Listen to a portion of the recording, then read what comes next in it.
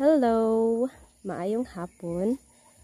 Ganahan lang nako ipakita ninyo ang pinakaunang exoskeleton sa ato ang crayfish. So, sama sa uban nga mga crustaceans, ang atong freshwater lobsters or what we call crayfish is mag-molt po na sila kay naa sila exoskeleton, meaning inigmo-grow na sila into a bigger one. Ilaning mo to siya molt. So kung sa Bisaya pa nang hulo. Murag halas, kung muda ko ang halas manghulo. Ang crayfish pod mo ni siya, moagi siya sa molting stage or molting process.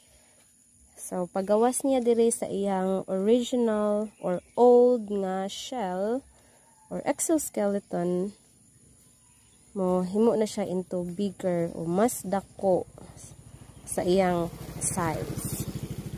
So, sama nato as a person, kung maagi ta og mga kalisdanan, mura ta aning crayfish. Inigahuman nato sa atong kalisdanan, makaiskapo na kita ana. Ug diha na nato maingon nga life is great. Pagsulay ra di ay tuang tanan. Mao ra to ang atong chismis for today. Maayong adlaw mga friends.